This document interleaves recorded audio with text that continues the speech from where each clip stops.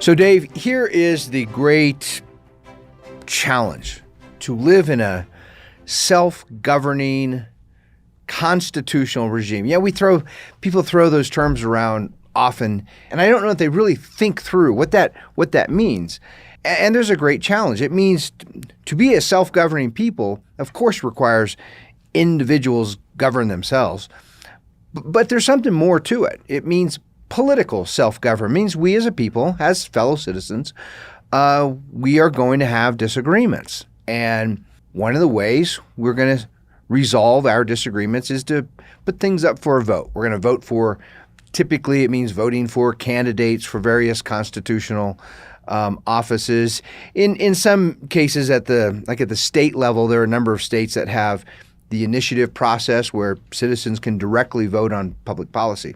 And the founders made it really clear that it is always legitimate and good to vote on means or ways to protect the equal rights of all citizens. Sure. That's a good thing. And there can be reasonable disagreements. Think of, say in the case of national defense, our national defense capacities are always changing based on what our potential enemies are doing. Mm-hmm. What kind of weapons are they developing? And so, people can disagree. How many aircraft carriers do we need versus how many fighter jets and all these kinds of things. Sure. But what is not legitimate ever for a free self-governing republic is to have a vote, to put up to vote the rights of some other fellow citizens. That's not a legitimate discussion to have. It is illegitimate to say, hey, let's have a referendum on whether that group over there should be able to vote or not. Right? That's not a legitimate vote.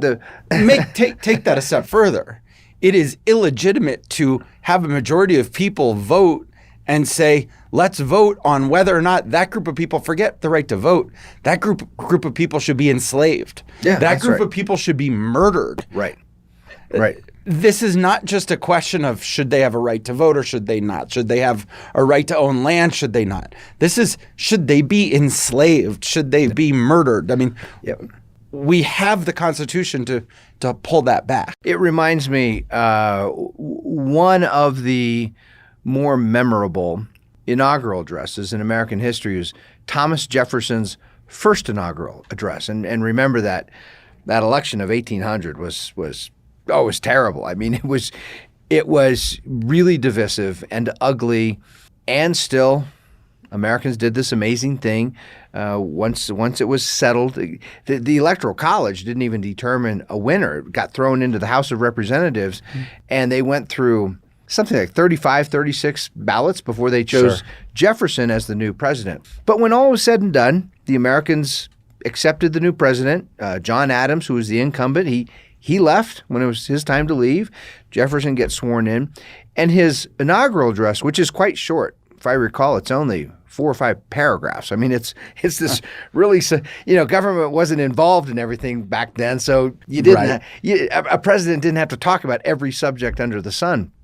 Maybe even talk about the sun, too, if you take global climate changing as part of government power, right? But in that inaugural address, and I encourage people to go read it, Jefferson said that we should be reminded of what he called a sacred principle. Jefferson wasn't an overly religious guy, and so he didn't use that word lightly. This is a sacred principle. He said, though the will of the majority is in all cases to prevail, we want majority decision making. Mm-hmm. That will of the majority to be rightful must be reasonable. And then he defined what it meant to be reasonable. He said, those in the minority have equal individual rights which equal law must protect, and to violate those rights of the minority would be oppression. That would be tyranny. So there's the challenge of being a self-governing republic. How do you have majority rule, which means elections and the majority are going to make important decisions, and yet put a boundary, put a limit around what that majority can decide? The majority does not get to violate the rights of those in the minority. There's a parameter there. And I'm reminded of this because when I look around at our politics today, everyone knows things have just become so ugly, so divisive, so uncivil. I've noticed many Americans, both conservative and progressive, they're calling for a return to civility. They're just tired of seeing people call each other ugly names. It's exhausting. It is exhausting. And the challenge is we live in a world of progressivism today. And what that means is progressive policies, progressive government programs necessarily violate the rights of some because they're really expensive. Somebody's got to pay for them. Right. So when, if you're a progressive and I'm the conservative and we're friends, it's not that we just have different opinions about the upcoming election. I want to vote for politicians and policies that protect your private property, that respect your individual freedom. Right. You, as a progressive, you're actively supporting politicians and programs that are going to take my money from me, that are going to tell me how I have to run my business, what I may or may not do with my property. It's going to control me in all kinds of ways. And that's why it's so hard for fellow citizens today to be friends with each other. It really is. And it's beyond just the money, like you started to say, right? That seems to be the common talking point that a lot of conservatives use when you go onto social media, when you're having these conversations. They say, yeah, but you want to raise my taxes and you want to take my money, which is my property. And believe me, I am not condoning that as correct. But let's not ignore all of the other things that have happened throughout the history of progressivism. That government, that the majority, that these progressives in the legislature, the progressives who have held the presidential office, and even the progressives on the Supreme Court have taken or controlled of individuals. We've talked about farming regulations. We've talked about business regulations. We've talked about the cost of starting a business. All of these things that have gotten in the way of human beings actually, or American citizens actually being able to improve their lives by doing what they can with the skill sets and the property or the assets that they have to use. Right. Those things are all being restricted. And when those things become restricted, life becomes infinitely harder. What I find really interesting about your reference to Jefferson and going all the way back to that, there's this whole story of the years following that election where Jefferson and Adams became really great friends. It's true. Right? They're sending letters back and forth. I believe, correct me if I'm wrong, you're the historian. They died on the same day? Not only the same day. This is one of these really strange, I don't care if you're conservative or progressive or a Martian, you got to sort of sit back and scratch your head at this one. Tom Jefferson and John Adams not only die on the same day, the day happens to be July 4th, right? The date of the Declaration, precisely 50 years later in 1826. Some things are too weird to be coincidence. Too weird, right? But to have that 50-year friendship, it shows that in the end, those words from Jefferson's inaugural address, I don't think John Adams would have disagreed with any of them. Right. In foundational principle, they agreed on what this country should be. Now, they had their disagreements, and we all know it was a nasty, horrible fight for that presidential election. Adams wanted his reelection, and it was a nasty one. But at the end of the day, they were denouncing each other in really vile terms. Right. Yeah. But at the end, they still kind of kept to the same basic principles. Right. Fast forward. Well, and here's the other, before we leave that, here's the really important context that is often ignored about that election. For virtually all ordinary Americans, the American people, they had no interaction with the federal government whatsoever. Sure. Except for the mail. If you were, and even that was only if you were on a mail route. Many Americans were not on a mail route. But I mean, remember, there was no federal income tax. Right. There were no federal regulatory agencies. So for the ordinary American, they literally had no interaction whatsoever with the federal government. So two citizens, two neighbors one could be a big fan of Jefferson, the other could be a big fan of Adams. They could rib each other about it, tease each other about it. But after the election, you know what changed about their life? Nothing. Nothing changed because government was so limited, was so constitutional. It didn't. You did not have one neighbor saying, "My progressive candidate must win, or I'm going to lose my health insurance."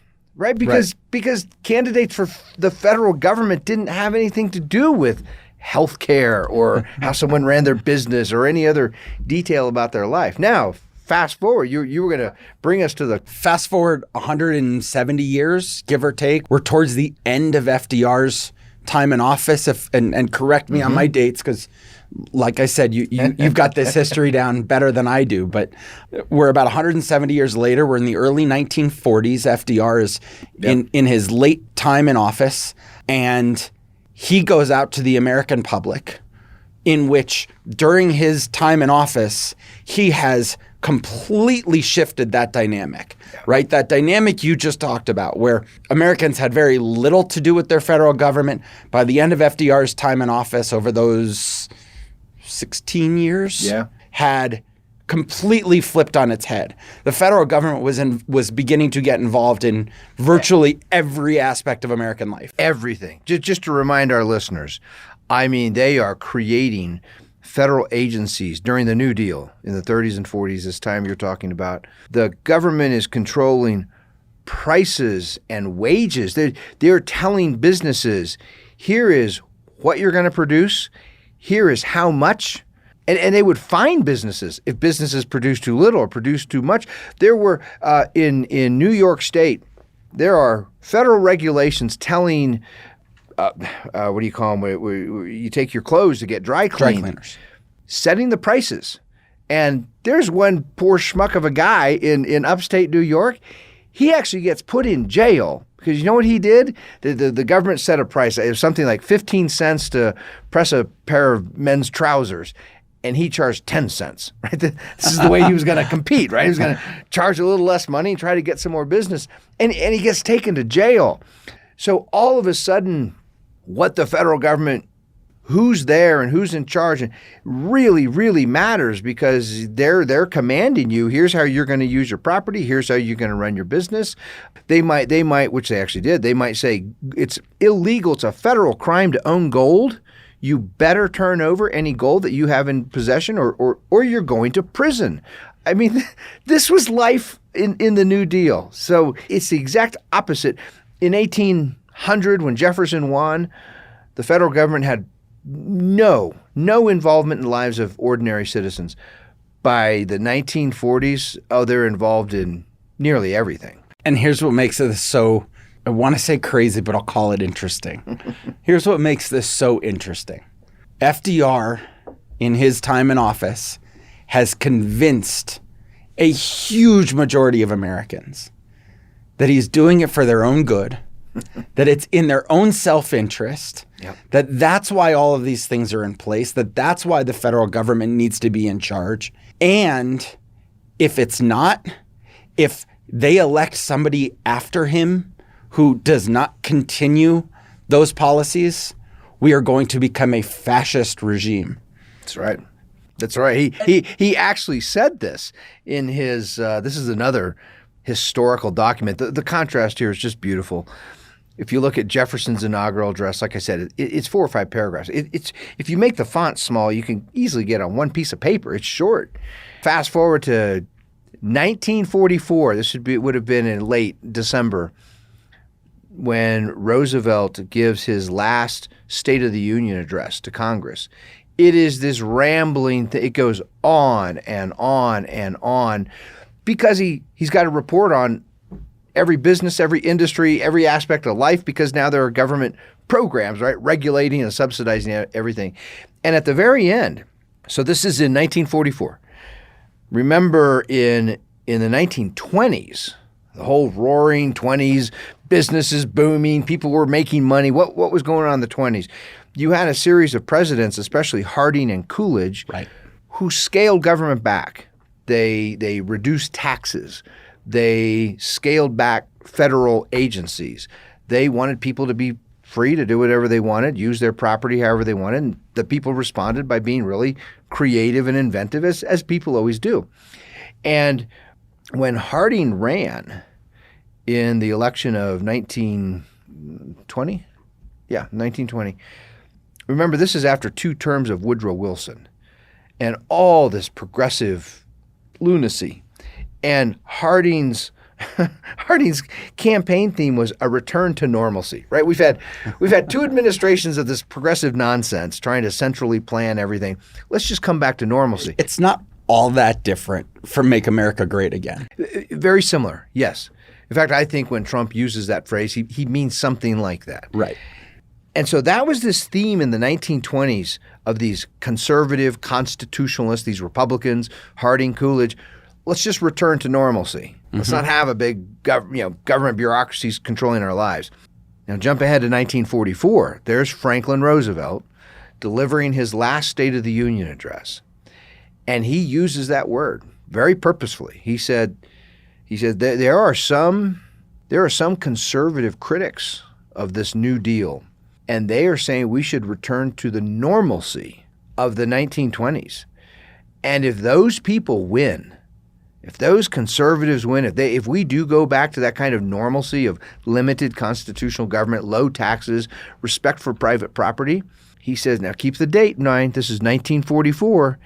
He says, even though we will have beaten the fascists on battlefields abroad, they will have beaten us right here at home. Now, who were the fascists we were fighting on battlefields abroad? Nazis. Der Fuhrer and El Duce.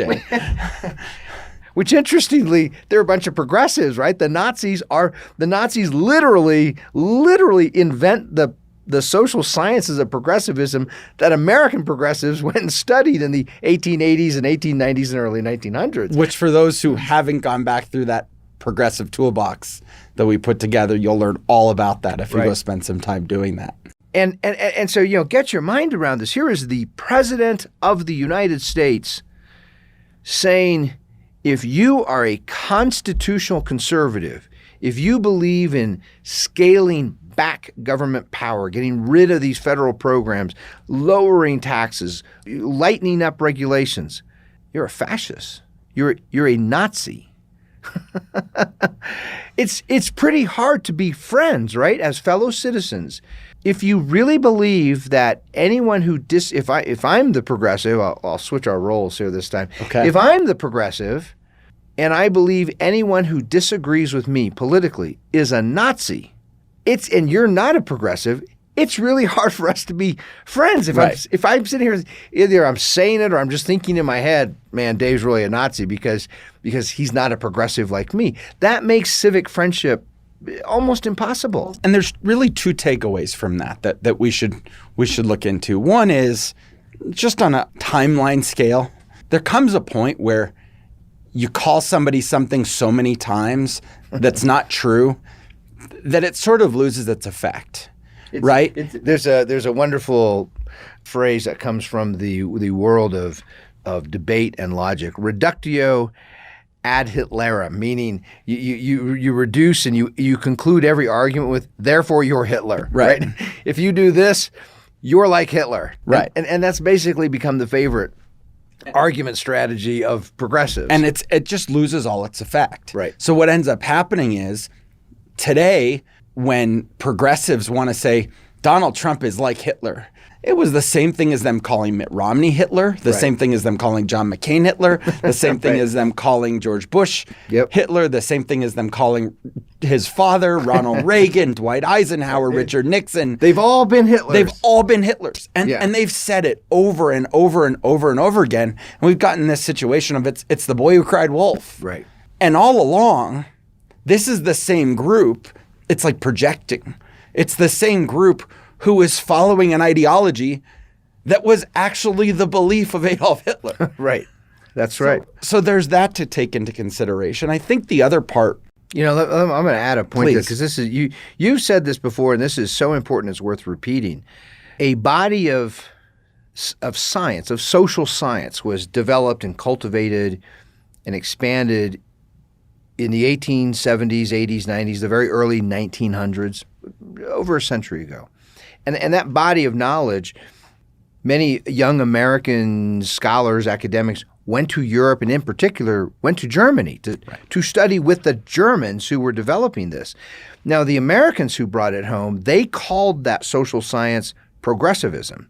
And it leads to things like the New Deal. But in Germany, the exact same body of knowledge, the exact same science of how to centrally plan an economy and an entire society, that became Nazism. Now, the science is the same.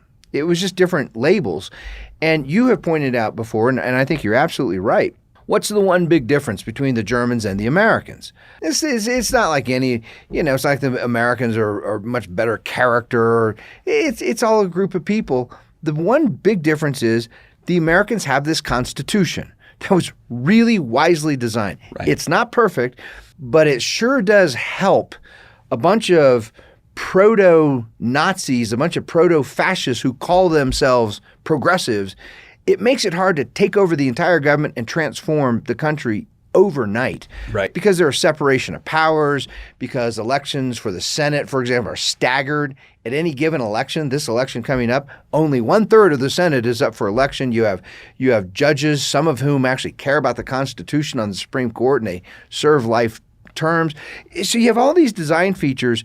In the United States Constitution, the Germans didn't have anything like that. Right. So it made that progressivism, that progressive social science could just kind of run freely, flow freely, much faster in Germany than it could here in the United States. It's why it took FDR 6, 7, 8 years to even start to get some of his policies through, because before that, the Supreme Court, right, as we've talked about, was putting the brakes on all of these things, saying, you can't do that in America. That's not what this country is about. That's not what our law is. It's not what the Constitution allows. What the Constitution allows. The other thing you said was you talked about how could two people, when you're calling, if I'm the conservative and you're the progressive and you're saying, yeah, you believe that, you're a Nazi. Right.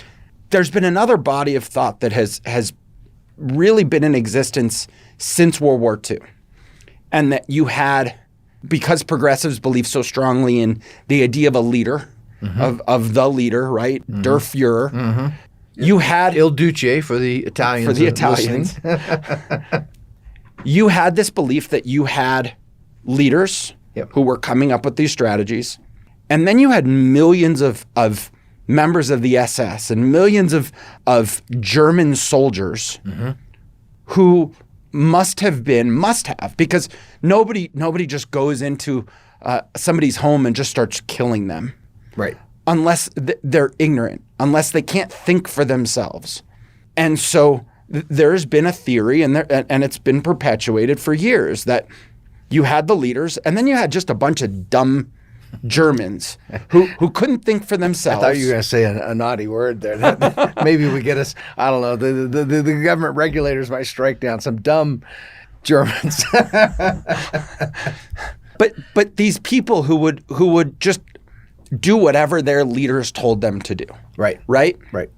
That's translated to conservatives here in America. That attitude has translated from, well, if you want to oppose FDR, if you want to follow a Nixon, an Eisenhower, a Coolidge, a Harding, a Bush, a Reagan, a Trump, anything like that, you must be too stupid to think for yourself. And so there's not only this attitude of the progressive saying to you, you're a bad person, you're a fascist, you're a Nazi. You're also stupid. You're also stupid. You're too stupid to even realize that you are. Yeah. And it's created this idea of smugness. It's this idea of you don't have a clue what you're talking about, and I'm going to tell you once that you're wrong, and if you disagree with me, I'm going to just assume you're too dumb, ignorant, or lazy to figure out what's right. Because I'm educated and I'm the right one and I know I'm right, and you should just listen to everything I have to say and what my leaders are telling us. And here's what I find. It would be laughable if if they weren't so dangerous and they didn't want to do so many damaging, hurtful things. I mean, on the one hand, you have this movement of progressivism and the progressives who have supported it for many decades now. You and I keep driving home the point: progressivism is old. It's 150 years old. It's not new. And when you look at the results of progressivism, it includes all kinds of terrible pathologies. As America has become more progressive, meaning more government agencies, more bureaucrats, more regulations, more subsidies, you get things like increased rates of child abuse. You get increased rates of spousal abuse. You get increased rates of, this is one of the statistics that bothers me the most, not just suicide, teenage suicide, young people who have their whole lives in front of them, so mired in depression, so feeling so purposeless in their lives that they take their own lives. Substance abuse, neglect. More people neglect their own parents or grandparents than ever before in American history. All these pathologies connected to idleness, to lack of responsibility. That's what progressives, that's their legacy. And so on the one, that's one reason I find it sadly laughable that they would be so smug and so arrogant. But in a way, even more important, the bigger thing, we're in the year 2020. Mm-hmm.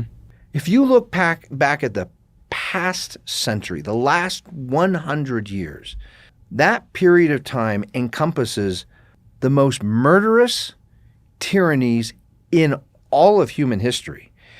Think back to the greatest of the ancient tyrants. They pale. I mean, part of it was technology, but a bigger part was just the ideology. The great ancient tyrants, a Cyrus, a Caligula, they couldn't have even begun to murder as many people as Mao murdered, as Lenin murdered, as Stalin murdered, as Hitler murdered, right? You look at these modern murderous tyrannies, and what do they all have in common? Some of them, they called themselves communists. Others called themselves Marxists. Others called themselves fascists. Others called themselves Nazis. What do they all have in common? Grand social engineering, central planning experiments. All of them. Right. All of them began with, we're going to make the world better by having bureaus of smart people telling everyone else, here's how you're going to live your life. Here's what the food you're going to eat. Here's the medicine you're going to take. Here are the schools your kids are going to go to. Here's the house you're going to live in. And to make all this work, there is no room for dissent. No, right. You can't, because that throws a wrench in the plans of the bureaucrats. So comply, or we have to come deal with you. And that usually means something really ugly and terrible. So if you're to be a progressive today, means you're standing on that legacy. The last 100 years of not just failed central planning experiments, murderous central planning experiments dripping with blood and human suffering on a scale for which there is no comparison in all of human history. And so I would think it's hard for me to imagine what it's like to be a progressive, because I just don't have that arrogance to control other people and to say I have a right to take their property and tell them how to live. But if I was a progressive, I would think the first thing I'd do is be kind of humble and be a little embarrassed, because I'm part of a movement that has caused this terrible, terrible human injustice. Sure. I think a little bit about your earlier comment about the pathologies that have led to so many, or the pathologies that have occurred, the abuse and suicide and mass murders and all of these things. And you talked about idleness. And it makes me think quite a bit about the way we've become idle in our society. And it's really happening in a few different ways. One, there are the people who are idle because they see a system that they can either just live off of. Some even have figured out how to take more advantage of it than others. Yeah, they can game it. They can rig it, right? They can game it, and they can do whatever they need to do, and it allows them to live just well enough to be content. Right. I don't think anybody has figured out how to game that system to live well. You're right. Well, I'm going to take that back. Bureaucrats. Bureaucrats, elected officials, elected progressives have figured out how to game that system and live well. And unelected officials, right? Well, unelected officials have learned to live fairly well. But when we're talking about the elected progressives, I don't know if you've seen this commercial that's gone viral. It's the Republican opponent of Maxine Waters in Los Angeles. Okay. He has been running an ad where he films it in front of Maxine Waters' $6 million home in Southern California. You keep up on politics more than I do. Is she still in Congress? She is still in Congress. I used to live in California Yes. back in the 90s, and she was in Congress then. So she's still in Congress. Because she's figured out how to game the system. She's making a fortune off of it. She lives in a $6 million home without ever producing anything of value. Right. She's not a productive member of society, but has earned enough money to live in a $6 million home. And his whole point is he films this and he says, guess where I am? I'm in front of Maxine Waters' $6 million mansion. Guess where I'm not? In Maxine Waters' district. She doesn't want to live in her district. Right. Who would want to live in that squalor and among the homelessness and the feces on the street and everything else? I'm pretty sure her district, I haven't looked at the California districts, but in a long time, I think her district is basically South Central Los Angeles. It is. And this guy, he's a Black American, served in the armed forces, and came from that neighborhood, still lives in that neighborhood. His family still is there. Yeah. And he's going through all of these things, and he's saying, I can't sit by while Maxine Waters is living in her $6 million mansion. Yep. And we're living like this because she hasn't been back here. She doesn't know what it's like. She doesn't know what she's doing to us. She's more worried about throwing Trump out of office. Right. Anyway, so my point was, they're living outside of the bureaucrats and the elected progressives. Most people are living just enough, right? I want to just expand just for a little moment here on that, because you put your finger on something really important. There are two levels when it comes to progressive government. There's the public face of progressive policies and programs, what's presented to the world, and then there's the behind the scenes, the operators. Right. The public face is always, well, these programs help people. This program helps poor people. This program helps blacks or women or children. This subsidy over here is going to help make clean the environment up. And there are many millions of gullible progressives who swallow the marketing line. Oh, well, I care about poor people. I care about black people. I care about women and children and the environment and all the other specially preferred progressive groups. So I must support these programs, and therefore anyone who disagrees with these programs, well, clearly they don't care about poor people, or they don't care about blacks or women or children or the environment. And then you have the behind the scenes. And the behind the scenes, that's the political class. Those are the elected politicians who actually write this legislation. And they know perfectly well that the results of their programs is increased human suffering, increased misery, increased idleness, increased dependency that leads to all these pathologies. But by peddling, by marketing these things, that's their power base. That's what keeps them in office.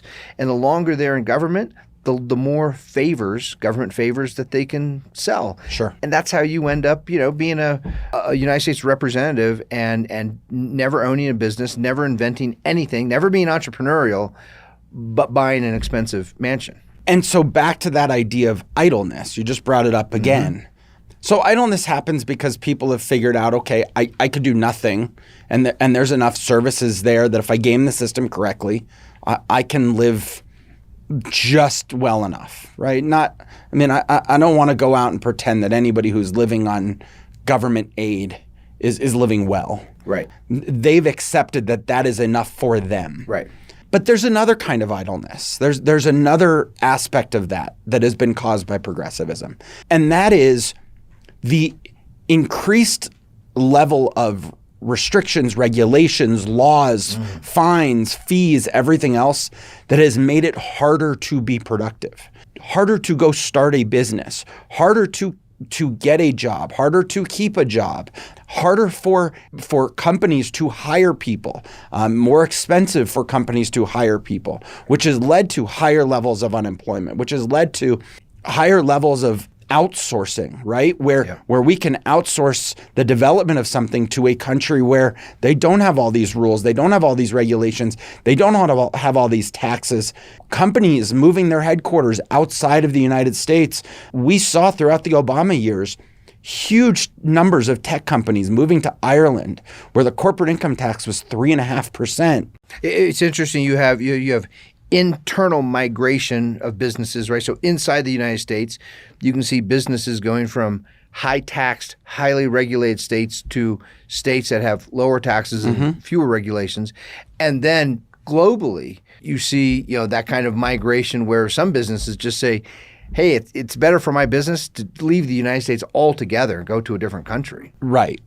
And you even see the progressives taking advantage of that, right? The Soros Foundation has never been based in right. in the United States of America. That he's based somewhere in the Caribbean where the government isn't going to take his money, isn't going to look into how he's spending it, or how his family is now spending it. But the bigger point is that idleness, it's being forced upon people who want to be productive members of society. And then when they withdraw, when they don't know, okay, well, I don't have the money to go pay for patents. I don't have the money to go pay for licenses and I can't go do this, or restrictions on licenses. And I think I've mentioned this in a podcast in the past, but one of the ones that has always stood out to me was during Obama's administration, and I'm trying to remember if this was part of the CFPB or if this was part of a different Remind for our listeners, and I'm terrible at acronyms. What's the CFPB? The Consumer Financial Protection Bureau. Oh, I feel very secure already. Right. It was Came out of Frank Dodd. It came out of Dodd-Frank. Dodd-Frank, yeah. Dodd-Frank, based on, for the mortgage industry. But one of the things that Dodd-Frank did and that CFPB enforced was if you wanted to be a home appraiser, because home appraisers, they decided, were one of the problems that caused the 2007 housing crisis. Right. If you wanted to be a home appraiser, you had to have a 4-year degree, right? Not sure what I'm going to learn. If I have a 4-year degree in creative writing, right, that's sufficient. But what is that going to tell me about appraising a home? And you had to go apprentice for 2 years. Generally, those apprentices didn't make money. So if you wanted to go do that job, you had to be willing to live without an income for 2 years. Right. Automatically, you've excluded poor people. Right. They've got to pay their bills. And what happened? The people who already were in this position started making a fortune. Yep. Right? You talk about the income gap.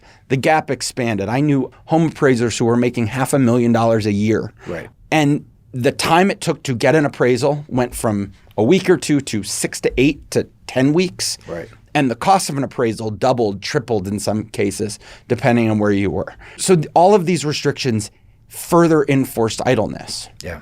So we talk about all of this and we're having this whole conversation. And the reality is it all goes back to progressivism. Central planning, determining how we should and can live our lives, right? What are you allowed to do? What are you not allowed to do? When are you allowed to do it? How are you allowed to do it? Where are you allowed to do it? And I want to emphasize, so on the one hand, you have, if you think you're a young person in the United States today and you don't have much, you come from a humble background, but you have energy, you have ambition, you want to try, and everywhere you turn to go do something productive to try to earn money, you're running up against regulatory walls. Well, you don't have a license for this. You're not approved for that. You don't have this government certificate to do this thing. So that's what you're talking about. There's also another interesting connected sociological and psychological phenomenon. When you think back to when the United States was closer to being a constitutional republic, when people were freer to live how they wanted to be. The vast majority of Americans, I'm talking north of 90%, were private business owners. Think of all the farmers. At the time of the American Revolution, most Americans were farmers, and their farm was their business. They ran their own business. They either did it by themselves or with the help of their kids, or maybe they had a few hired hands, but they were running a business. And think of the experience one gets from running a business, not just receiving a check, but being the ones who write the check, right? And be responsible for that. The responsibility that fuels, the independence, right? Being out there, being able to run a business on your own tends to fuel this incredible sense of independence and ability. Part of what has happened with the growth of progressivism and what you're talking about, all the regulations and licenses and the hassles, it's made it more difficult than ever to start a business, which is why we have so many people in the United States in the modern period who've never owned a business. They've always worked for someone else. And when you're an employee, being an employee incentivizes some degree of dependence. I'm not in no way I'm not suggesting all employees are lazy and totally dependent. But the point is, someone else is responsible for figuring out if there's enough money in the checking account to pay all the employees. You're not. You're just the employee, right? You don't have that the stresses, the risks, the responsibilities that the business owner has. And as we've become a nation of people who work for other people, who depend on other people, I think that helps to fuel the progressive sense of dependence in general, relying on somebody else. Go out to a nation of truly independent business owners running their own lives, running their own businesses, and tell them, you need our subsidies, you need our regulations. They'll laugh in your face. Right. Well, and take that to an even further level. If you are a nation where most people are looking to be employees rather than business owners, the competition for jobs increases. The threat of losing a good employee to going and finding either a better job or starting their own company decreases, which has an effect on wages.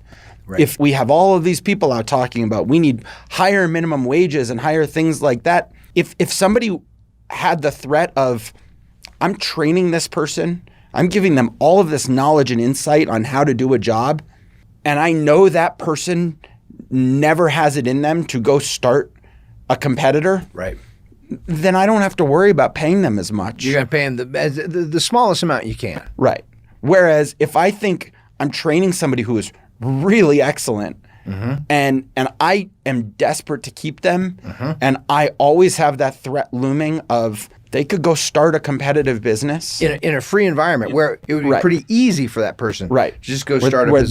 They don't need to get licensing. They don't need to go deal with regulations and filing reports with the government. I had a friend call me the other day who just said, I just found out my LLC is delinquent and I'm trying to figure out how to fix the delinquency. And it just that whole idea made your head hurt, right? Yeah, and it's simple to do, but it's expensive. Sure. And it's a hurdle in the process of being self-employed. Right. And I sit there and I think about, you want wages to go up? Deregulate. You want wages to go up? Make it easier for people to go out and find new jobs or start their own business or create jobs for other people. And all of a sudden, you're going to have higher wages. You're going to have people better off. You're going to have people everywhere else. So all of this has been to say, as we have these conversations, it's a really hard pill to swallow when a progressive, a smug, angry progressive who says, I'm right, you don't know what you're talking about, and if you don't agree with me, you're a fascist or you're ignorant. You're one of the two. Or both. Or both, right? You could be an ignorant fascist. Right. Probably quite a few fascists are ignorant to the realities. But if you are in opposition to progressive policies that are here to make life better for you, right? The government is here to take care of you. If you don't understand that, if you can't accept that the government is here for you. You are morally and intellectually inferior. Right. And they're going to treat you that way. Yeah. And when they treat you that way, and when they call you things like fascist, when they call you things like Nazi, when they call you things like ignorant, it becomes impossible to have a relationship, right? And that's where we started this whole conversation. This whole conversation was based on the idea that today, in the capital P, capital E progressive era, as we've coined this over the last several weeks, it is harder today to have relationships with people who have political differences than you Right. than it was before. Right. And I'm not going to pretend I haven't lost relationships over this. I've had people who think, especially older generations. I have friends of my parents who don't understand why I get worked up when they push back on me. And it's because they're sitting there calling me a Nazi. Right. And I'm supposed to just take that and say, okay, so let's have a rational, reasonable conversation about that. There was a very good book written to help Americans try to begin to understand each other, and it's right here, and it's titled "Crisis of Our House Divided: A Guide to Talking Politics Without the Noise," written by a fellow named Kranwitter, and it's really good. I highly recommend people go hop on Amazon and get a copy. It's fair. Because in the end, we're not progressives. We're capitalists. We're free men. Or if you want a copy, join a chapter and you get it for free. Even a better recommendation. That's right. I don't know about for free, but you get it. You get it as part of the membership. Part of the membership. Yeah, that's right. But all this is to say, look, we care about civility. We want Americans to be able to be friends with each other, even when they have differences of opinion, including different political opinions, and that's impossible in a regime of progressivism. And so it makes our work at the Vino Veritas Society more important, more relevant than ever before. If you care about not just human flourishing and thriving, but human friendships, if that matters to you, people being civil and decent to each other, then help us in our work at the Vino Veritas Society to transform the United States into a regime of freedom, into a regime of liberty for the world to see and admire. Let's push back and scale back and turn down the dial on progressivism. We have way too much central planning as it is. And a message to any progressives who happen to be hearing this. Mm-hmm. And I don't know if we have any progressives who listen to this or willing to listen to this or have been able to make it through this whole thing. Right. But I think there needs to be that message of stop the assumptions.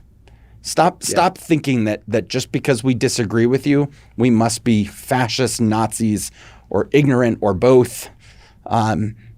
Many of us, a huge majority of us, have studied this, understand this, have basis in our beliefs, have basis in our thoughts, understand natural rights, natural laws, understand the Constitution, the Declaration, in many ways that the same way that it was important to Jefferson and Adams, right? The reason they were able to overcome was a mutual respect for each other's knowledge. They didn't disagree. They didn't agree with each other, right, but there was at least a mutual respect for each other's knowledge and understanding of what this country is about. That's right. And I think even wanted the same goals in the end. It was just a disagreement on how to get there.